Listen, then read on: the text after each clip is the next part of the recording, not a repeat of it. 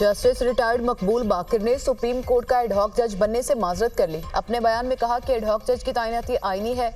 Ad hoc जज के मामले पर होने वाली तनकीद बिला जवाज है। जाती वजूहात की बिना पर एडहॉक जज बनने से माजरत की है। इससे पहले जस्टिस रिटायर्ड मशीर आलम ने भी एडहॉक जज की जिम्मेदारी लेने से माजरत की थी। जस्टिस रिटायर्ड सरदार तारिक मसूद और जस्टिस रिटायर्ड मजहर आलम मियां खैल बतौर एडहॉक जज तैनाती पर रजामंदी जाहिर कर चुके।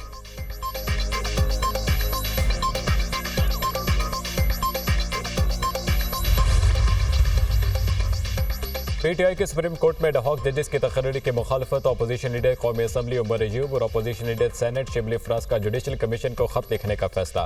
खत में जुडिशल कमीशन को एडहॉक जजेस की तकर्री पर मुखालफत से बाकायदा आगाह किया जाएगा।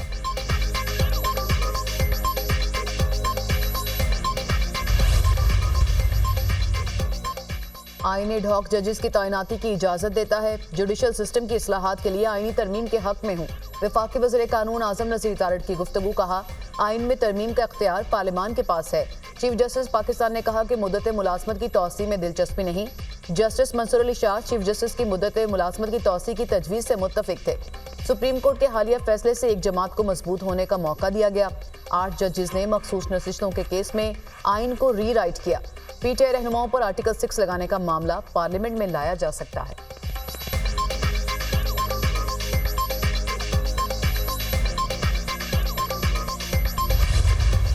सुप्रीम कोर्ट में जो एडहॉक जजेस को लगाया जा रहा है, हम समझते हैं कि ये बदनीयती पे मुनहसर है। पाकिस्तान तहरीक इंसाफ 70% पाकिस्तानियों की तर्जुमान जमात है। इस पे कोई भी पाबंदी हुकूमत के खत्म होने की तरफ काउंट डाउन होगा। हैसियत सेक्रेटरी जनरल पाकिस्तान तहरीक इंसाफ मैं वाज़े तौर पे ये बात करना चाहता हूँ, किसी का बाप भी पाकिस्तान तहरीक इंसाफ को नहीं बैन कर सकते। हम लोग पाकिस्तान की सबसे बड़ी सियासी पार्टी है। 3 करोड़ लोगों ने हमें वोट दिए है। जो हमारे मेंबर सूबाई असेंबली और कौमी असेंबली झूठी FIRओं में उठा रहे हैं, हम लोग इस चीज को कंडेम करते हैं। पीटीआई के एडहॉक जजेस लाने के फैसले की मजम्मत। बैरिस्टर गौहर का कहना है कि पीटीआई 70% पाकिस्तानियों के तर्जुमान जमात है। इस पर पाबंदी हुकूमत के खत्म होने का काउंट डाउन होगा। इलेक्शन कमीशन फौरी हमारा नोटिफिकेशन जारी करे। उमर अयूब कहते हैं, किसी का बाप भी बानी पीटीआई पर पाबंदी नहीं लगा सकता। पीटीआई को 3 करोड़ लोगों ने वोट दिया। तहरीक इंसाफ के रहनुमाओं के घरों पर रेड की मजम्मत करते हैं। शिबली फराज ने कहा, सुप्रीम कोर्ट के फैसले के बाद हुक्मरान टोला तलमला उठा है। पार्टी पर पाबंदी लगाने वाला इंतहाई भोंडा कदम है।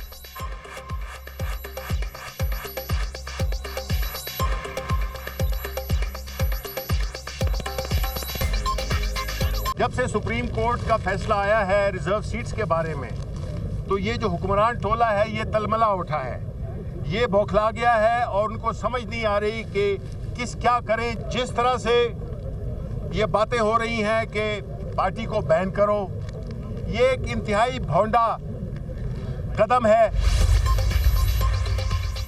पार्लियामेंट में मखसूस नशिस्तों पर हल्फ लेने वाले मेंबरान का जाती तौर पर अदालत जाने का फैसला। सुप्रीम कोर्ट ने इन मेंबरान कौमी और सूबाई असेंबली को हल्फ लेने के बाद मुअत्तल कर दिया था। अरकान अलहदा सुप्रीम कोर्ट में रिट पिटीशन दायर करेंगे।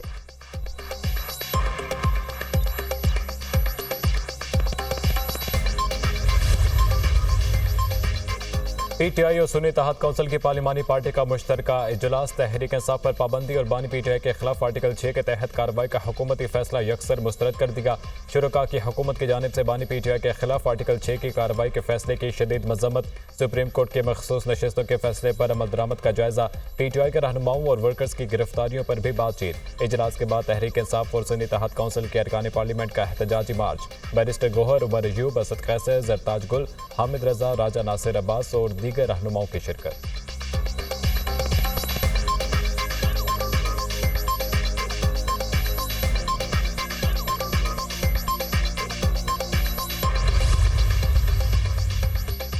चीफ इलेक्शन कमिश्नर की chief justice Lahore high court आलिया नीलम से मुलाकात खत्म। इलेक्शन ट्राइब्यूनल की तश्कील का मामला जेर बहस। रजिस्ट्रार लाहौर हाई कोर्ट अबर गुल भी मौजूद। सुप्रीम कोर्ट ने इलेक्शन कमीशन को चीफ जस्टिस हाई कोर्ट से मुशावरत की हिदायत दी थी।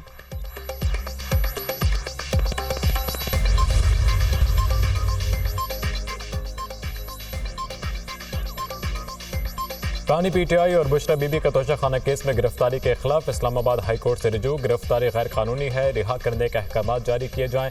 आइंदा किसी भी मुकदमे में गिरफ्तारी हाई कोर्ट के अहकाम से मशरूत की जाए, अदालत से इस्तदा।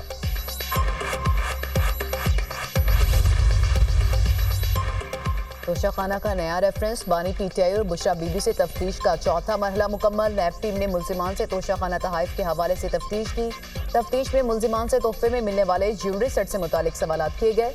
नैब टीम ने तकरीबन 1 घंटा तक मुल्जिमान से तफ्तीश की। नैब ने मुल्जिमान का एहतसाब अदालत से 8 रोज़ा जिस्मानी रिमांड हासिल कर रखा है।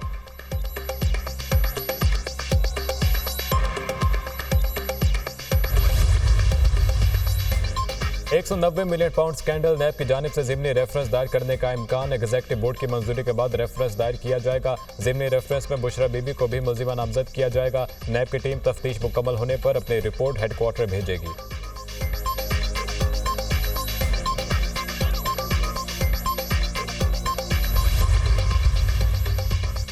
इस्लामाबाद हाई कोर्ट ने सनम जावेद की गिरफ्तारी गैर कानूनी करार देकर दरखास्त निपटा दी। सनम जावेद को मजीद किसी मुकदमे में गिरफ्तार नहीं किया जाएगा। वो आज़ाद हैं, अपने सूबे में जा सकती हैं।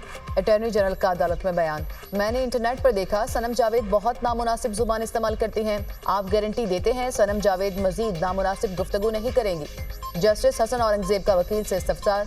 सनम जावेद आइंदा नामुनासिब अल्फाज इस्तेमाल नहीं करेंगी, वकील की यकीन दहानी।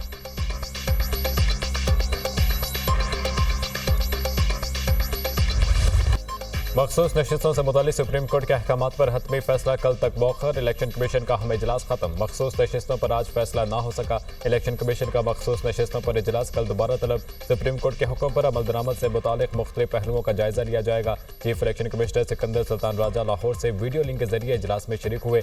सुप्रीम कोर्ट ने फैसले में कौमी असम्बली, KP, पंजाब और सिंध असम्बलियों में मखसूस नशिस्तें PTI को देने का हुक्म दिया। इलेक्शन कमीशन सुप्रीम कोर्ट फैसले के खिलाफ नजरसानी का हक रखता है।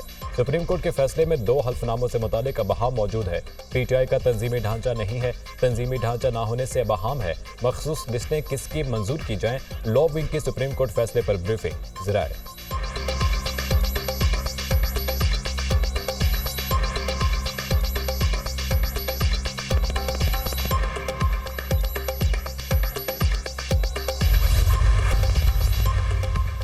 PTI के रुकने कौमी असम्बली मौज़म खान जतोई मंजर-ए-आम पर आ गए। मौज़म खान जतोई को मुजफ्फरगढ़ के थाना सदर पुलिस के हवाले कर दिया गया। मौज़म खान जतोई के खिलाफ महकमा एंटी करप्शन में मुकदमा दर्ज है। मौज़म जतोई और मुबैना फ्रंटमैन ठेकेदार पर सड़क की तामीर में 36 करोड़ रुपए की करप्शन का इल्जाम है। थाना सिटी मुजफ्फरगढ़ पुलिस ने MNA जमशेद दस्ती के खिलाफ मुकदमा दर्ज कर दिया। जमशेद दस्ती पर मुहर्रम उल हराम के दौरान पुलिस पार्टी पर हमला करने के इल्जाम। जमशेद दस्ती और उसके साथियों ने पुलिस पार्टी पर फायरिंग की और धमकियां भी दी। FIR का मतन।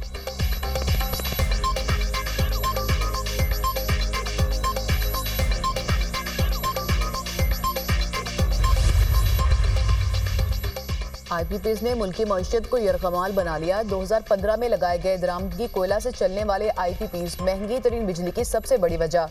दरामदगी कोयले से चलने वाले IPPs फर्नेस ऑयल से भी दुगनी कीमत पर बिजली बना रहे। दरामदगी कोयले से उस वक्त 60 रुपए फी यूनिट बिजली पैदा हो रही है। कोयले से चलने वाले IPPs की कैपेसिटी पेमेंट सालाना 700 अरब रुपए तक पहुंच चुकी। 1320 मेगावाट के Sahiwal coal power plant, Port Qasim और हब पावर प्लांट दरामदगी कोयला से चल रहे हैं।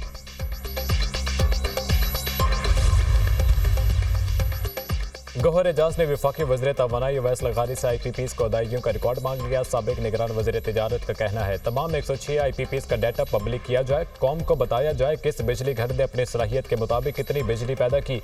IPPs की पैदावारी लागत का डाटा अवाम के सामने रखा जाए। IPPs को फ्यूल की मद में अदा की गई रकम से मुतालिक बताया जाए। IPPs को अदा की कैपेसिटी पेमेंट्स का रिकॉर्ड भी पब्लिक किया जाए।